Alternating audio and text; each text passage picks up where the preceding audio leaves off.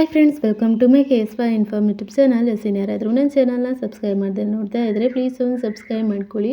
ಕುಂದಾಪುರದಲ್ಲಿ ಫೇಮಸ್ ಆಗಿರುವಂತಹ Kundapura style ghee roast ರೆಸಿಪಿನ ಯಾವ ರೀತಿ ಮಾಡೋದು ಅಂತ ಹೇಳ್ಕೊಡ್ತೀನಿ ನಿಮಗೆ. ಇದನ್ನು ಮಾಡೋದು ಕೂಡ ತುಂಬಾ ಸುಲಭ. ಮೊದಲಿಗೆ ಚಿಕನ್ಗೆ ಒಂದು ಸ್ವಲ್ಪ ಉಪ್ಪು, ಹಾಗೆಯೇ ಅರಶಿನ, ಹಾಗೆ 1.5 ಟೀ ಸ್ಪೂನ್ ಆಗುವಷ್ಟು ಜಿಂಜರ್ ಗಾರ್ಲಿಕ್ ಪೇಸ್ಟ್, ಹಾಗೆಯೇ ನಾವು ಇದಕ್ಕೆ ಒಂದು ಗಟ್ಟಿ ಮೊಸರನ್ನ ಅರ್ಧ ಕಪ್ ಆಗುವಷ್ಟು ಸೇರಿಸ್ಬಿಟ್ಟು ಚೆನ್ನಾಗಿ ಮ್ಯಾರಿನೇಟ್ ಮಾಡ್ಕೊಬೇಕು. ಅದನ್ನು ಮ್ಯಾರಿನೇಟ್ ಮಾಡಲಿಕ್ಕೆ ಇಟ್ಬಿಟ್ಟು ಮಸಾಲೆಗೆ ಇಲ್ಲಿ ಒಂದು ಫ್ರೈಯಿಂಗ್ ಪ್ಯಾನ್ಗೆ ಒಂದು ಸ್ವಲ್ಪ ಎಣ್ಣೆ ಹಾಕ್ಕೊಂಡು 1 ಟೀ ಸ್ಪೂನ್ ಆಗುವಷ್ಟು ಧನಿಯಾಕಾಳು, ಹಾಗೆ ಒಂದು ಅರ್ಧ ಟೀ ಸ್ಪೂನ್ ಆಗುವಷ್ಟು ಜೀರಿಗೆ, ಅರ್ಧ ಟೀ ಸ್ಪೂನ್ ಆಗುವಷ್ಟು ಪೆಪ್ಪರ್ ಹಾಕ್ಕೊಂಡು ಚೆನ್ನಾಗಿ ಒಂದು ಡ್ರೈ ರೋಸ್ಟ್ ಮಾಡ್ಕೊಬೇಕು.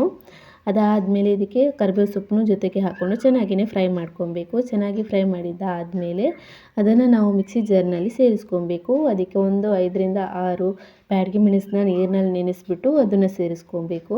ಒಂದು ಅರ್ಧ ಹೋಳು ನಿಂಬೆ ಹಣ್ಣಿನ ಗಾತ್ರದಷ್ಟು ಹುಣಸೆ ಹಣ್ಣನ್ನ ಸೇರಿಸ್ಬಿಟ್ಟು ನೀರು ಹಾಕ್ಬಿಟ್ಟು ಗ್ರೈಂಡ್ ಮಾಡ್ಕೊಬೇಕು. ಇಷ್ಟೇ ಮಸಾಲ. ಇದಕ್ಕೆ ಜಾಸ್ತಿ ಮಸಾಲ ಏನೂ ಇಲ್ಲ, ಸೂಪರ್ ಟೇಸ್ಟಿಯಾಗಿ ಬರುತ್ತೆ. ಅದಾದಮೇಲೆ ಒಂದು ಪಾತ್ರೆಗೆ ಒಂದು ಸ್ವಲ್ಪ ತುಪ್ಪ ಹಾಕ್ಕೊಂಡು ಕರಿಬೇವು ಸೊಪ್ಪನ್ನ ಹಾಕ್ಬಿಟ್ಟು ಇದನ್ನು ನಾವು ಆವಾಗಲೇ ಮ್ಯಾರಿನೇಟ್ ಮಾಡ್ಕೊಂಡಿರುವಂಥ ಚಿಕನ್ನ ಹಾಕ್ಬಿಟ್ಟು ಚೆನ್ನಾಗಿ ಮಿಕ್ಸ್ ಮಾಡಿಬಿಟ್ಟು ಮುಚ್ಚಿಬಿಟ್ಟು ಒಂದು 5 ನಿಮಿಷ ಹಾಗೇ ಬೇಯೋದಕ್ಕೆ ಇಡಬೇಕು.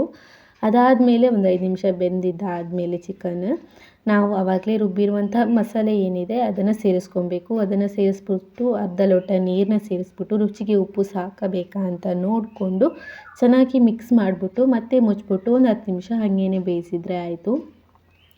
ಗ್ರೇವಿ ಎಷ್ಟು ಥಿಕ್ನೆಸ್ ಬೇಕಾಗುತ್ತೆ ಅಂತ ನೀವೇ ನೋಡಿಕೊಂಡು ಬೇಯಿಸಿದರೆ ಆಯಿತು. ಸೂಪರ್ ಟೇಸ್ಟಿಯಾಗಿರುವಂತಹ ಚಿಕನ್ ಗೀ ರೋಸ್ಟ್ ರೆಡಿ ಆಗುತ್ತೆ. ಇದ್ರ ಜೊತೆ ನೀರು ದೋಸೆ ಅಂತೂ ತುಂಬಾ ಚೆನ್ನಾಗಿರುತ್ತೆ. ಅನ್ನದ ಜೊತೆನೂ ಸೂಪರ್ ಆಗಿರುತ್ತೆ. ನೀವು ಒಂದು ಸಲ ಟ್ರೈ ಮಾಡಿಬಿಟ್ಟು ಹೇಗಿತ್ತು ಅಂತ ಹೇಳಿ.